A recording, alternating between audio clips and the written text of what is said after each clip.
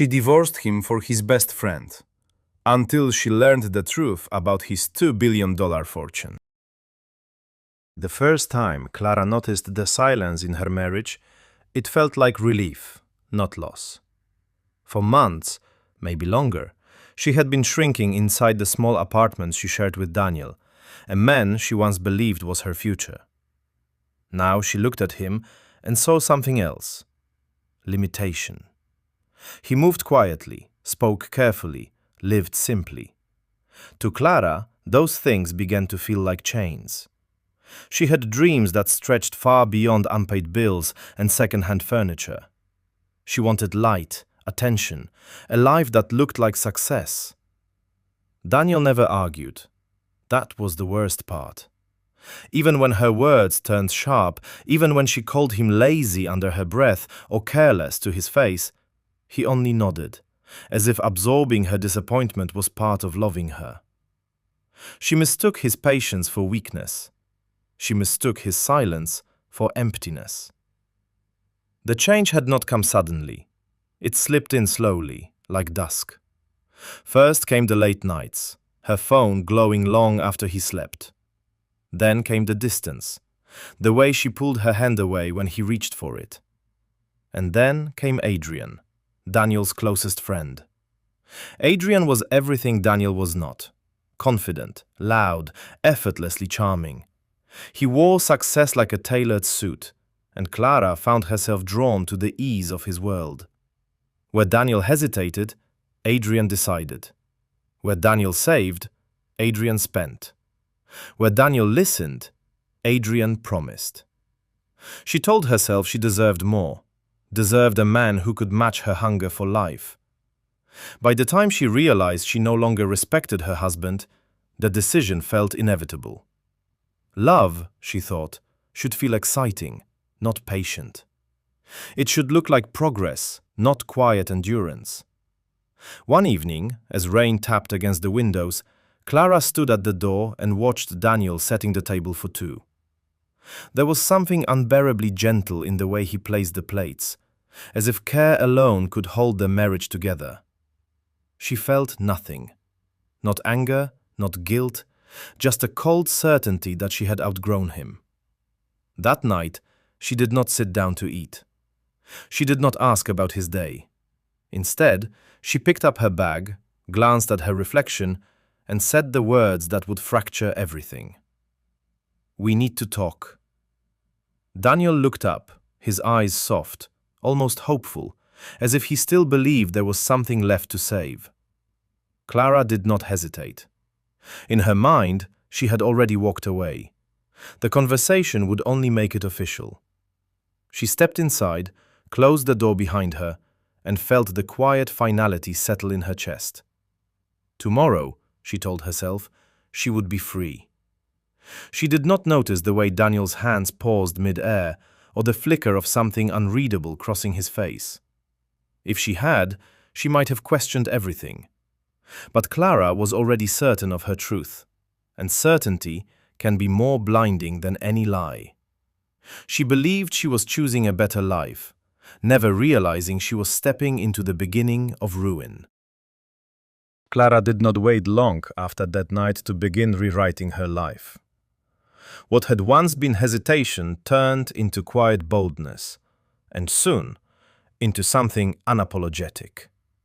The distance between her and Daniel was no longer subtle. It was visible in every movement, every word she chose not to say. She no longer pretended to try. Adrian made that easier. It started innocently enough, or at least that's what she told herself. A message here, a shared joke there. Then came longer conversations, late-night calls that stretched into early morning laughter. Adrian had a way of making her feel seen, like her desires were not excessive, but deserved.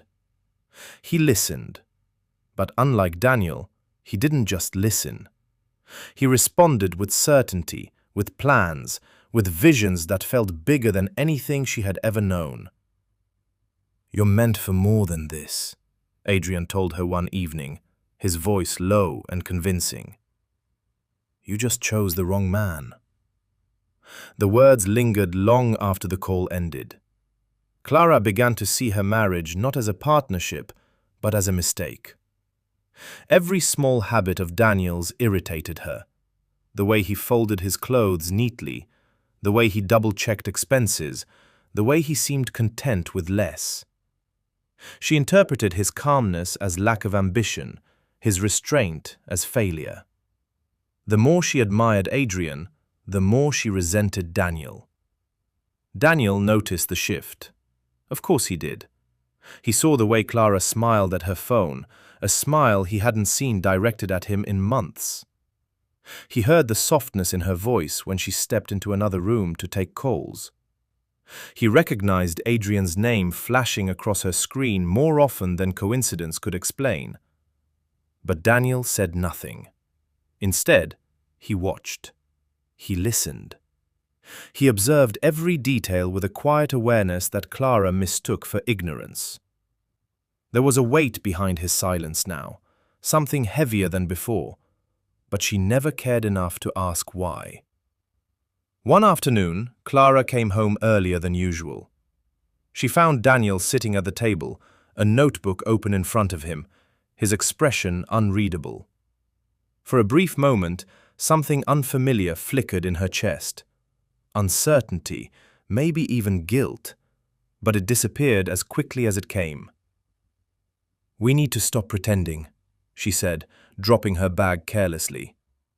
Daniel looked up, calm as ever. "Pretending?" "This marriage," she replied. "It's over, Daniel. It has been for a long time." He studied her face, searching for something that wasn't there anymore. "And Adrian?" he asked quietly. The question caught her off guard, but only for a second. "Yes," she said, lifting her chin. "Adrian understands me. He sees my worth." Daniel nodded slowly, as if confirming something to himself rather than reacting to her words. There was no anger, no confrontation, only acceptance. And somehow, that frustrated her more than anything else. "You don't even care, do you?" she snapped. But Daniel's gaze held something deeper than indifference, something she couldn't quite read. "I care," he said softly, "just not in the way you think." Clara turned away, unwilling to sit in the discomfort of his calmness. In her mind, she had already moved on. Adrian was her future, Daniel her past. What she didn't realize was that Daniel had already seen the ending long before she reached it, and he was preparing for it in ways she could never imagine. 3 months before Clara asked for a divorce, Daniel stood beside a freshly dug grave, the scent of earth heavy in the air. The sky was gray, matching the quiet weight in his chest.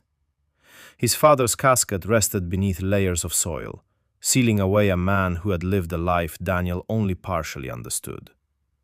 To the outside world, his father had been nothing more than a reserved, aging man who kept to himself. No flashy lifestyle, no public success, no visible wealth. Just like Daniel. That illusion ended the moment the funeral guests left. A black car waited at a distance, its presence subtle but deliberate. As Daniel turned away from the grave, a man in a tailored suit approached him with quiet respect. "Mr. Daniel," the man said, offering a slight bow. "I'm here on behalf of your father's legal team." Daniel frowned slightly. "Legal team?" The man handed him a sealed envelope. "Your father instructed us to give this to you personally, immediately after the burial." There was something final in his tone. Daniel hesitated before taking it.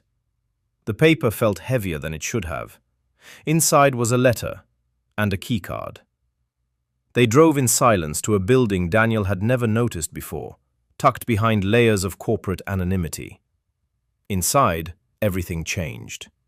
The truth unfolded not in words but in numbers. Documents spread across a long glass table.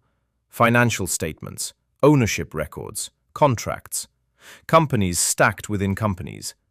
And at the center of it all, his father's name. Daniel's pulse slowed, not raced. He absorbed everything quietly, just as he always had. Your father was the sole owner of a global holdings network, the lawyer explained carefully.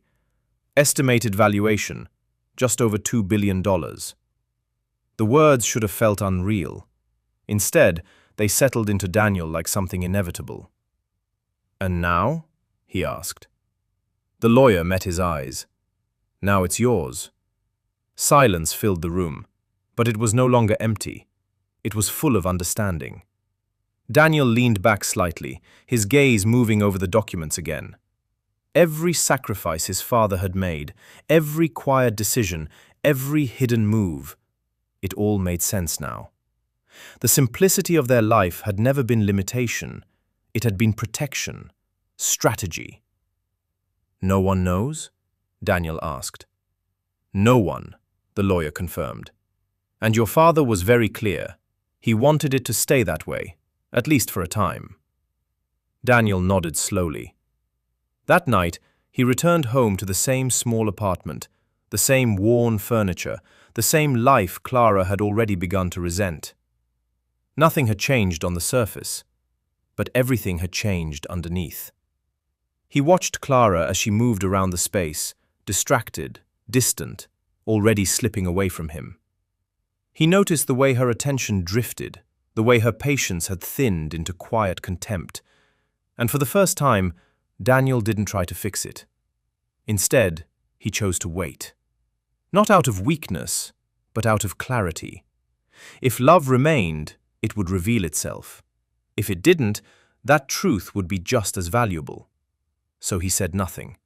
Not about the company, not about the billions, not about the power now sitting silently in his hands. He became even quieter, even simpler, even more of the man Clara believed him to be. Because sometimes, the only way to see people clearly is to give them the space to show you exactly who they are. Clara had been planning her exit for weeks, and by now it no longer felt like a choice. It was a certainty. Every glance at Daniel reminded her of the life she thought she deserved. Every conversation with Adrian convinced her that she had already outgrown the man she had once called husband. "Daniel, you're just too slow," she said one evening, her voice sharp as she picked at the hem of her sleeve. "Too quiet, too small. I need someone who moves with me, not someone I have to drag along." Daniel didn't respond. He only watched, his expression calm, unreadable. Clara mistook it for weakness, for the lack of fight she had come to loathe. She had already rehearsed her lines in front of the mirror, imagined the divorce papers, the humiliation, the sense of freedom she would feel when she finally stepped away. Adrian was waiting, always waiting. His charm had grown bolder, more insistent. Every dinner out, every late-night drive, every whispered text reminded her of the difference between the man she had and the man she wanted. She told herself she was following her heart, but deep down the truth was simpler. She wanted what she perceived as power, excitement, and status. Daniel, in her eyes, offered none of it. One evening, Clara confronted him with a clarity that surprised even herself. "I can't do this anymore," she said, her tone cold. "I've tried, Daniel. I've tried to love the man I thought you were, but you're nothing. You've been nothing all along." Daniel's hands rested on the table. His fingers flexed slowly, almost meditatively, as if each movement measured his restraint. "Nothing?" he repeated softly. "Nothing to you?" Clara nodded, almost imperceptibly, the words tasting bitter on her tongue. She felt the surge of finality, the power of asserting control over a life she had decided was hers to command. "Yes, nothing." And just like that, the decision was sealed in her mind. She would leave. She would laugh. she would claim the life she believed she deserved, and Daniel would be left behind, quiet and insignificant. The next weeks were a blur of preparation. She updated her phone, deleted old messages, rehearsed her new name, and polished her image in ways she thought Daniel had ignored. Every act felt like liberation. Every glance at him reminded her of why she had chosen this path. But Daniel remained unchanged. He didn't argue, he didn't plead, he didn't beg. He simply existed in the space she had abandoned. And yet, beneath that calm surface, he was moving, quietly, deliberately, in ways she could never have guessed. Clara thought she was walking toward freedom, toward clarity, toward a brighter, more exciting life with Adrian. But what she didn't know, what she could never see, was that the man she dismissed as nothing had already secured a power that would turn her certainty into ruin.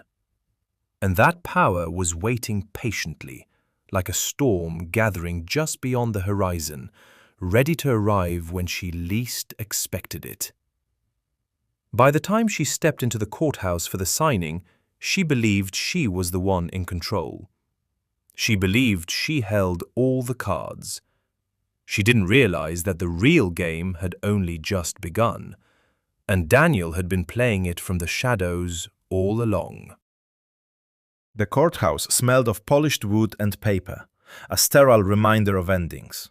Clara walked in with Adrian by her side, her heels clicking confidently against the marble floor.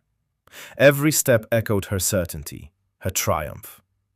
She had rehearsed this day countless times, envisioned the humiliation she would inflict, the freedom she would taste. Daniel was late, as if even arriving on time required effort beyond his capabilities. When he finally entered, Clara's heart should have fluttered. Instead, it sank. He moved slowly, deliberately, wearing a suit that looked too plain for the grandeur of the courtroom, carrying himself with a quiet dignity she had long mistaken for weakness. The contrast between him and Adrian was almost cruel. One man bold, flashy, seemingly untouchable, the other calm, understated, invisible to all eyes but her own. Clara ignored the strange flicker in her chest. She was free now. The divorce proceedings began. Clara's lawyer spoke quickly, outlining assets and agreements. Adrian smiled beside her, whispering assurances of a life brighter than the one she had left behind. She laughed softly, a sound meant to echo triumph. She glanced at Daniel, expecting the slump of defeat, the trace of anger or desperation. But he sat perfectly still, his hands folded in front of him, eyes steady, unreadable. "Daniel, are you going to say something?" Clara asked, leaning toward him, her voice sharp with mockery. "Or are you too lazy to even fight?" He didn't respond. A ripple of discomfort passed over the room as some attendees shifted in their seats. Their eyes met his, curious, skeptical. But Daniel remained composed, almost eerily so. Clara mistook it for cowardice. When the papers were handed over, she signed them with exaggerated flair, smirking at Daniel's quiet acceptance. Adrian chuckled beside her, whispering, "See? He's nothing. You're free. This is your life now." Clara laughed, louder this time, the sound ringing hollow in the courtroom. For the first time in months, she felt a spark of exhilaration. She had won. She had escaped the man she had come to despise. She had chosen power, freedom, and excitement over patience, loyalty, and whatever Daniel had offered her. As the final signatures were collected, Daniel finally spoke, his voice low, controlled, almost intimate. "Clara, I hope you find what you're looking for." The courtroom fell silent. Clara blinked, startled. The words were not laced with anger, threat, or bitterness. They were strangely calm, almost freeing. She had expected rage. She had expected humiliation. Not this. Her laughter faltered, just slightly. Adrian's confident grin wavered. Daniel's silence had been deliberate, his restraint a form of power she had not understood. When the divorce was officially recorded, Clara and Adrian rose, their arms brushing lightly, their shared victory tangible. Clara could barely contain her glee as she whispered to Adrian about what the future held. They didn't notice the small smirk Daniel allowed himself, a smirk that carried no arrogance, only patience. Because the real game had not ended, not yet. They thought he had lost everything. They had no idea he held all the cards, and soon the laughter would stop. The tables would turn, and the man they mocked, the man they left behind, would become the one they could never reach. The courtroom doors closed behind Clara and Adrian, echoing the finality of their victory, or so they believed. But Daniel already knew. Power, true power, is quiet, patient, and waits for the perfect moment to reveal itself. And that moment was coming. 3 days after the courthouse, the world tilted on its axis for Clara and Adrian. What had felt like triumph turned into an unraveling nightmare in the blink of an eye. Clara sat in the cafe she had chosen as her new Independence headquarters, scrolling through her phone when a breaking news alert froze her mid-scroll. The headline read, "Daniel King named sole owner of $2 billion global holdings company." Her fingers trembled. She read the article again, disbelief washing over her. Daniel? The quiet, patient man she had mocked and left behind? The man she called lazy? The one she had deemed small? He wasn't small. He wasn't lazy. He was the architect of an empire she had never seen, and she had traded him for Adrian. Her mind raced. She could see it now. The calm, quiet composure she had dismissed as weakness, the way he had never argued, never begged, never flinched. He had been building, quietly, deliberately, while she laughed at him. He had been waiting. And she had walked right into her own trap. Adrian's phone buzzed beside her. He read the same article, his confident grin fading into a pale, stunned silence. Clara looked at him, her triumph curdling into panic. "Daniel, this can't be real," she whispered, though the words sounded hollow even to her ears. Adrian's jaw tightened. "It's him. He's worth billions. And you left him. He stopped mid-sentence, unable to finish the thought as the reality sank in. Clara's stomach churned. All those times she had laughed in his face at the courthouse, all the words she had used to humiliate him, they came back like a slap she couldn't escape. She had believed she was stepping into freedom. Instead, she had stepped into shame. Meanwhile, Daniel watched from a distance. His public announcement had been quiet, unassuming. No fanfare, no spectacle. Just a simple press release and a statement that confirmed ownership. And the world had listened. Clara tried to call him. She texted. She sent messages through friends. Nothing. He didn't reply. He wasn't angry. He wasn't begging. He wasn't even reachable. Her panic intensified. She had believed she had chosen power, but Daniel had always had it. He had hidden it, let her play her game, and now the game had turned. By the evening, the whispers reached every corner of the city. Friends, colleagues, even strangers who had once nodded at Daniel with polite indifference now looked at Clara and Adrian differently. The humiliation was public, immediate, and undeniable. Clara's eyes stung. She realized the truth in a single, crushing moment. She had not left a weak man. She had left a king. A man who had been patient, observant, and wise enough to wait for the perfect time to reveal himself. And now, the laughter was gone. Adrian tried to strategize, to salvage what he could, but Clara saw it too late. Daniel had already removed himself from reach.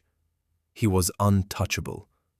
He had become the man they had mocked, the man they had dismissed, and now he was everything they would never have.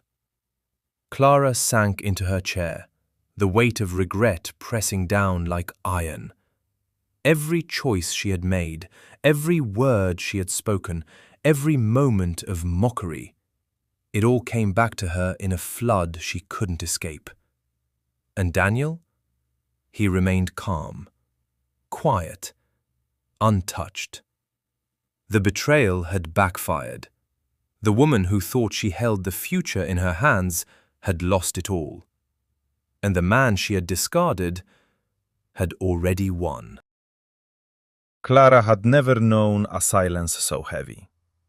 Adrian paced their apartment, muttering strategies that no longer mattered, while Clara sat frozen, staring at the television where news channels played Daniel's empire like a monument to her own failure. Every word, every headline felt like a hammer striking her chest. "Maybe we can talk to him," Adrian said, his voice unsteady. "Maybe there's a way to negotiate. He's a man, right? He'll understand." Clara's laugh came out hollow. "Negotiate? Are you serious? You think he'll give us a second chance after everything we did?" Her hands shook, and she pressed them to her face, wishing the ground would swallow her whole. She replayed the divorce day in her mind, the courthouse, the signatures, the laughter, the sense of triumph that had seemed so real. Every detail now burned her like acid. She remembered leaning toward Adrian, whispering with confidence, thinking she had outsmarted the quiet man she once called her husband. Daniel had been calm then, almost invisible. Now, every moment of his silence revealed its purpose. He hadn't been weak. He hadn't been small. He had been untouchable. And she had thrown herself into humiliation willingly. Adrian sank into a chair, staring blankly at the floor. I didn't know," he whispered. I didn't know. He let us. We thought we were smart, but he was always 10 steps ahead. And now," her voice cracked, "now he's gone. He doesn't have to answer to us. He doesn't have to care about us." For the first time, she understood the depth of what she had lost. Power, wealth, respect. These were things she had chased, believing they were the only markers of a life worth living. Loyalty, patience, humility, qualities she had mocked, were the foundation Daniel had built his empire on. He had all of the things that truly mattered, while she had only the illusion of them. Her phone buzzed with messages from friends and colleagues, all filled with shock and disbelief. Everyone who had once admired her audacity now whispered behind closed doors, questioning her choices, judging her rashness. She realized in that moment that the humiliation wasn't private. It was public, and it would linger. Adrian finally stood, pacing again, desperate. "Maybe if we—" "No!" Clara cut him off, her voice sharper than she intended. "There's nothing left. Daniel doesn't need us. He isn't looking back. He isn't reaching for us. He doesn't care about our fear, our regrets, our apologies. And That is the part that hurts the most. She sank back into the couch, her chest tight, every breath a reminder of the life she had destroyed with her own hands. Outside, the city carried on, indifferent to her collapse. Daniel's empire thrived quietly, powerfully, untouchable. He had been the man they mocked, and now he was the man they could never reach. Clara realized the cruelest truth of all. Sometimes the people you dismiss, the people you underestimate, are the ones who will rise while you fall. And she, who thought she had chosen wisely, was left to watch it happen from the shadows of her own making. The collapse was complete. She had lost him, and Daniel had won. Daniel stood in his new office, sunlight spilling across the sleek glass walls, illuminating the city below. Every decision he made in these last months had been deliberate. Every silent observation, every unspoken word, a step toward this moment. He had not needed to prove himself to anyone. Not to Clara, not to Adrian, not to the world. Power had always been quiet, invisible until it revealed itself. 3 months of careful planning had passed since the divorce, and Daniel had moved seamlessly into the helm of his father's empire. Acquisitions, board meetings, negotiations. Everything was under his control, yet nothing felt rushed. His calm, measured approach had always been his strength, and now it was undeniable. Meanwhile, Clara tried to reach him. She sent messages, emails, even letters. She begged for meetings, explanations, even reconciliation. Every attempt was ignored.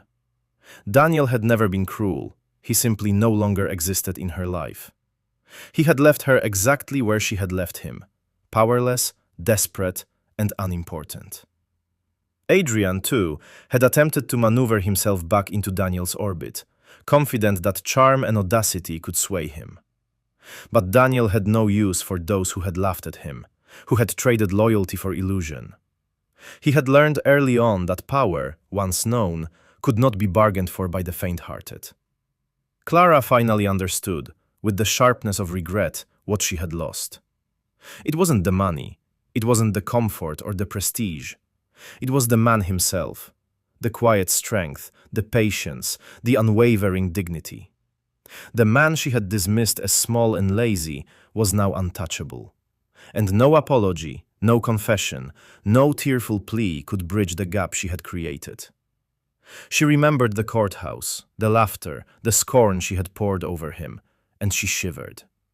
That moment of triumph, once intoxicating, now seemed like a cruel joke.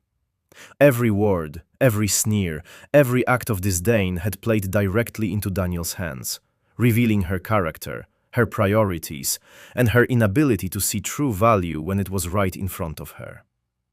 In her mind, she replayed the life she had chosen with Adrian, comparing it to the life she had walked away from. Nothing sparkled anymore. Every victory felt hollow. Every ambition she had chased seemed smaller in the shadow of what Daniel had quietly built. And Daniel? He moved forward, untouched by the betrayal, his calm exterior hiding the satisfaction of a plan executed with precision. He had proven a truth that was as old as it was bitter. Respect, loyalty, and integrity hold far more power than arrogance, charm, or impatience. In the end, Daniel didn't need revenge. The universe had delivered it naturally. Clara and Adrian had lost themselves in their own illusions, while he had risen, silent, deliberate, unstoppable. And Clara realized the hardest lesson of all. The man she had abandoned, the man she had humiliated, the man she had once believed was nothing, was the one she could never have again. She had loved what she thought she wanted, and lost what she could never replace. Daniel, the man they mocked, had become the man they could never reach. And in that, he was finally free. The moral of the story is, never underestimate the quiet ones, the patient ones, or the people you think are nothing. True power is often invisible, built in silence, and those you mock today may hold the keys to your tomorrow. Loyalty, patience, and integrity can turn the tables on arrogance, greed, and short-sightedness. The people you dismiss or betray may become the ones you can never reach again, and by the time you realize it, it's too late. The end. Don't forget to like, share, and subscribe to my channel for more powerful stories and emotional drama that teaches life-changing lessons. Tap the bell icon to get notified whenever we upload a new story. Thank you.